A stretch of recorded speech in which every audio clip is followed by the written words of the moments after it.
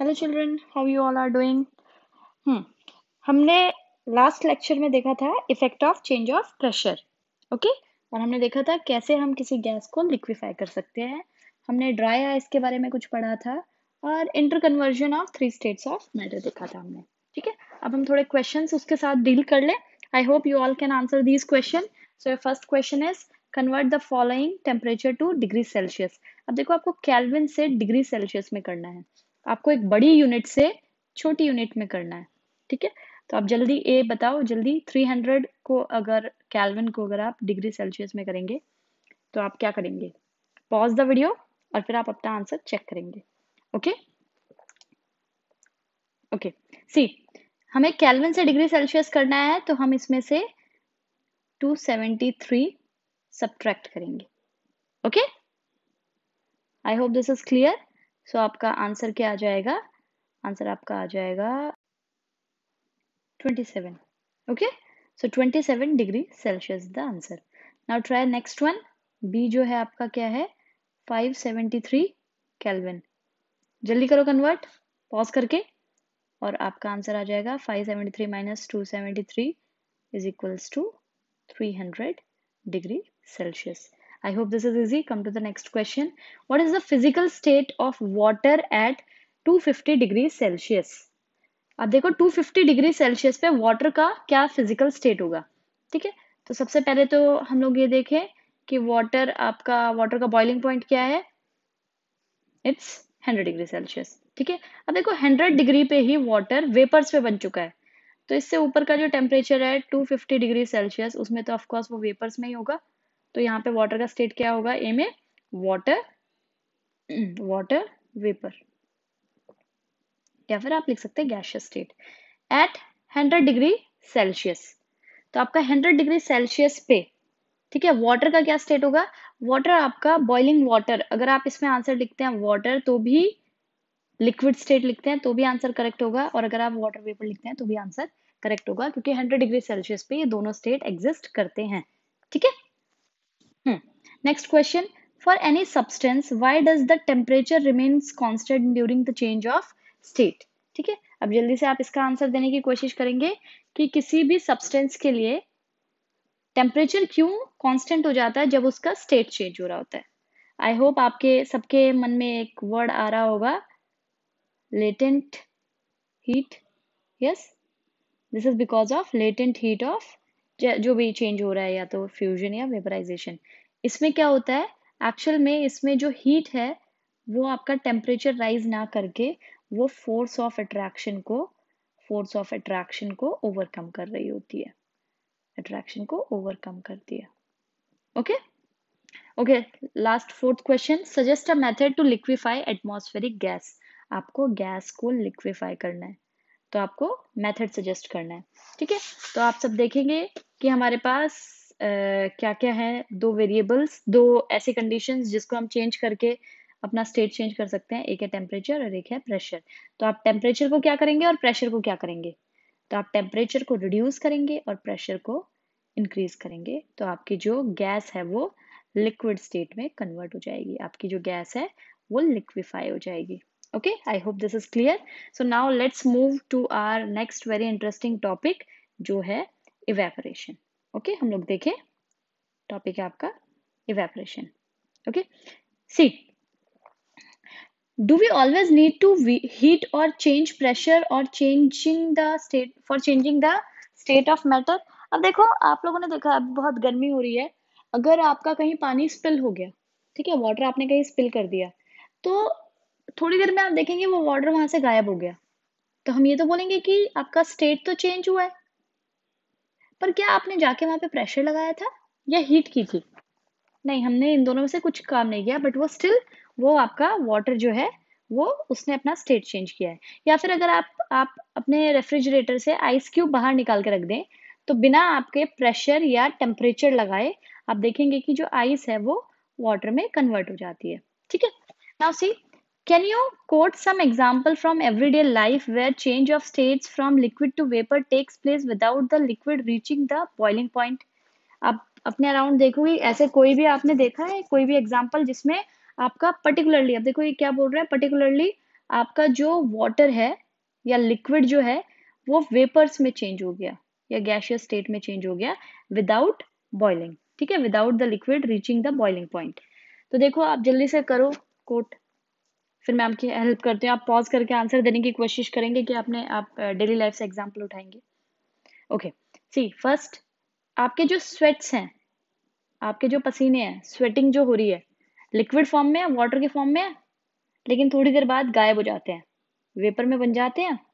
Second, आप जैसे ही water spill कर देते हैं कहीं पे, तो वो लिक्विड के फॉर्म में है और थोड़ी देर बाद वो गायब हो जाता है। वहां पे तो कोई जादू तो हुआ नहीं होता है, वहां पे क्या, वो वेपर्स में कन्वर्ट होके चले जाते हैं, है ना। इसके अलावा जो आपके पेरेंट्स हैं, कपड़े जो होते हैं उनको वॉश करके बाहर जैसे ही डालते हैं, तो हम देखते हैं 2-3 घंटे बाद वो जो वेट क्लोथ्स होते हैं वो ड्राई हो जाते हैं, मतलब वहां पे पहले वाटर था, अब यहाँ से गायब हो गया। ठीक है, तो ये कुछ एग्जाम्पल्स हैं जो ये बताते हैं कि हाँ, बिना बॉइलिंग, अब देखो इन तीनों में से कहीं पे भी आपने बॉइलिंग नहीं की, आपने कपड़ों को भी बॉईल नहीं किया, आपका जो वाटर आपके रूफ पे, आपके जो फ्लोर पे गिर गया है उसको आपने बॉईल नहीं किया, जो स्वेट है आपको आया हुआ उसको आपने बॉईल नहीं किया, लेकिन फिर भी वो वेपर्स में कन्वर्ट हुआ। ठीक है, water when left uncovered, very important, uncovered, ठीक है, उसको खुला एरिया चाहिए, स्लोली चेंज इनटू वेपर, है ना, uncovered water slowly changes into vapour, wet clothes dry up, है ना, हमने देखा है कि अभी जो गीले कपड़े हो जाते हैं तो जल्दी सूख जाते हैं। What happens to water in the above two example, अब हम देखते हैं कि ऊपर के दो एग्जाम्पल में क्या हुआ होता है वाटर के साथ। Okay, now look, we know that the particle of matter are always moving and are never at rest, तो हमें ये पता है कि किसी भी मैटर के पार्टिकल जो है वो कंटिन्यूअसली मूव कर रहा है, कभी वो रेस्ट पे नहीं है। ठीक है, at a given temperature in any gas, liquid और solid, there are particles with different amount of kinetic energy. अब देखो ये बहुत ही अलग उन्होंने बात बोली कि किसी भी गिवन टेम्परेचर पे जो आपका गैस है, लिक्विड है और सॉलिड है, उसके पार्टिकल्स के पास different different amount of kinetic energy होती है। अब मैं आपको बताती हूँ ये क्या कहना चाह रहे हैं। देखो सपोज ये आपका, मैं आपको लिक्विड का एग्जांपल लेके समझाऊंगी, ये आपका लिक्विड है और मैं इसके अंदर आपके पार्टिकल्स बना रही हूँ। ठीक है, ये आपके पार्टिकल्स हैं, लिक्विड के पार्टिकल्स। ठीक है, अब देखो ये जो पार्टिकल्स है ना, इनके पास अगर हम सोचे कि सबके पास इक्वल अमाउंट ऑफ एनर्जी है, तो ऐसा नहीं है। ये जो पार्टिकल्स होते हैं, जो टॉप सरफेस वाले पार्टिकल्स होते हैं जो इस लिक्विड के सरफेस पे है, इनकी जो काइनेटिक एनर्जी है मैक्सिमम है। इसको आप कैसे कोरिलेट करेंगे, और जो अंदर के पार्टिकल्स हैं उनकी काइनेटिक एनर्जी इससे कम है, जो ये सरफेस वाले जो है ना इनसे कम है। चलो इसको आप कैसे कंपेयर करेंगे, आपकी क्लास है, आपकी क्लास में सपोज ये फ्रंट रो के स्टूडेंट्स हैं और ये पीछे बैठे हुए बैक बेंचर्स या जो मिडिल में बैठे हैं वो बच्चे हैं। ठीक है, आपकी क्लास का डोर यहाँ पे है, आप ये बताओ कि आपकी क्लासरूम के बाहर जाने का एक्सेस किसके पास सबसे ज्यादा है, कौन तुरंत उठ के जा सकता है बाहर, ये वाले, इन लोगों के पास ज्यादा चांसेस है और ज्यादा एक्सेस है जल्दी से निकल के बाहर जाने के लिए।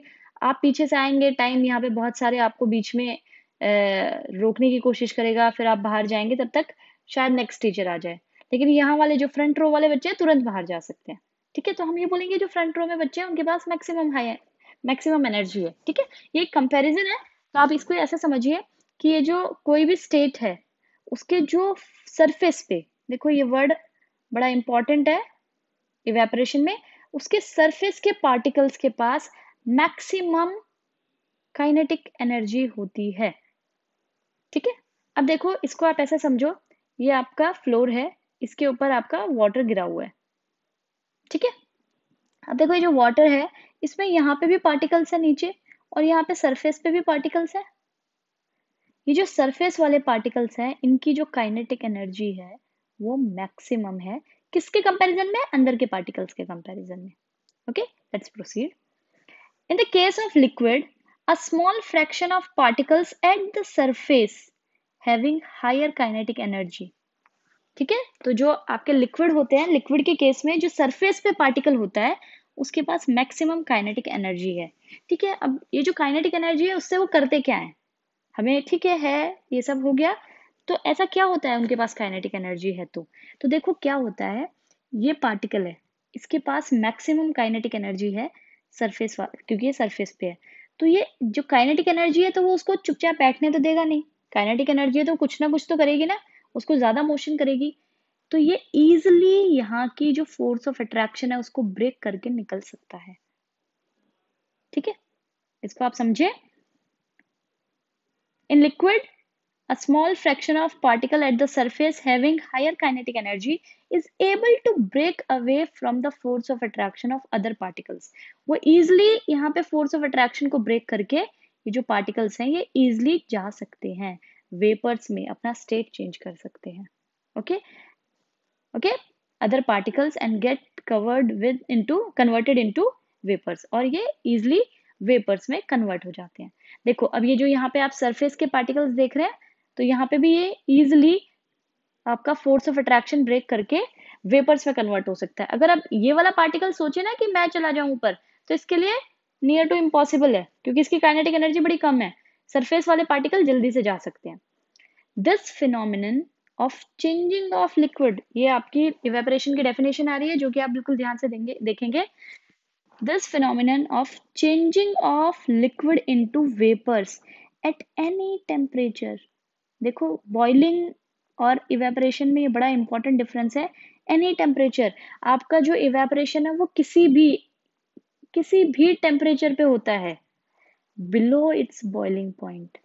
और बॉइलिंग पॉइंट की डेफिनेशन हम क्या बोल रहे थे, the change of liquid into vapour at its boiling point at atmospheric pressure, है ना, यही बोला था ना, बॉइलिंग की डेफिनेशन वो थी। इवेपोरेशन की जो डेफिनेशन है उसमें बड़ा इंपॉर्टेंट है एनी टेम्परेचर, हर टेम्परेचर पे, किसी भी टेम्परेचर पे आपका इवेपोरेशन हो सकता है, वो टेम्परेचर बॉइलिंग पॉइंट से नीचे होना चाहिए, बिलो बॉइलिंग पॉइंट होना चाहिए। ठीक है, तो देखो अब हमारे पास शायद कुछ क्वेश्चंस के आंसर हैं, जैसे कि आपका क्वेश्चन है ये, आपका जो स्वेट है, तो स्वेट क्यों आपका वेपर में चेंज हुआ, ड्यू टू इवेपोरेशन। आपका जो वाटर है फ्लोर पे वो वेपर्स में कैसे चेंज होके गायब हो गया, ड्यू टू इवेपोरेशन, क्योंकि इसमें हम बॉइलिंग तक तो पहुंचने नहीं दे रहे हैं, उसे कोई हीट नहीं कर रहा, बॉइल कोई नहीं कर रहा, तो वो इवेपोरेशन की वजह से चेंज हो रहा है। आपके वेट क्लोथ्स ड्राई क्यों हो गए, ड्यू टू इवेपोरेशन। ओके, तो इस क्लास में आई hope this is clear what is evaporation, बिल्कुल इंपॉर्टेंट। अच्छा हम लोग एक चीज और कर लेते हैं, यहाँ पे हम डिफरेंस करते हैं इवेपोरेशन और बॉइलिंग में। ठीक है, एक तरफ हम बॉइलिंग लिखेंगे और एक तरफ हम इवेपोरेशन। तो सबसे पहले तो आप लोग टेम्परेचर की बात करेंगे। फर्स्ट, बॉइलिंग किस टेम्परेचर पे होता है, वेरी गुड, बॉइलिंग पॉइंट पे। इवेपोरेशन किस टेम्परेचर पे होता है, वेरी गुड, एनी टेम्परेचर, हर टेम्परेचर पे हो सकता है, किसी भी टेम्परेचर पर, क्या कंडीशन है, बिलो बॉइलिंग पॉइंट, उस लिक्विड के बॉइलिंग पॉइंट से नीचे ही होना चाहिए। आई hope this is clear. Second point, देखो बॉइलिंग देखते हुए हमने एक वर्ड देखा था बल्क, है ना, कि जो वाटर है वो पूरा बॉईल होता है, ये हमने एक वीडियो में देखा था कि वाटर जो है वो पूरा बॉईल होता है। ऐसा नहीं कि ये पार्ट वाटर का बॉईल हो रहा है, ये नहीं हो रहा है, या नीचे वाला पार्ट हो रहा है बॉईल, ऊपर का अलग टेम्परेचर चल रहा है, या सिर्फ ऊपर का ही बॉईल हो रहा है, नहीं। तो हमने बोला था कि boiling is a bulk phenomena, तो हम क्या बोलेंगे कि जो आपका बॉइलिंग है वो आपका बल्क फिनोमिनन है। ओके, वेरएज इवेपोरेशन में देखो क्या हो रहा है, इवेपोरेशन में पूरे बल्क से उसे कोई मतलब नहीं है, उसे कहां से मतलब है, सरफेस से। तो आपका इवेपोरेशन एक सरफेस फिनोमिनन है। आई होप दिस इज क्लियर, ये दोनों पॉइंट आपके क्लियर हैं। ठीक है, तो इसके अलावा अगर आप कोई और सोच सकते हैं तो हम लोग अभी जो आगे फैक्टर्स देखेंगे अफेक्टिंग इवेपोरेशन, तो उसमें हम और बताएंगे। ठीक है, okay, so we'll continue in the next video.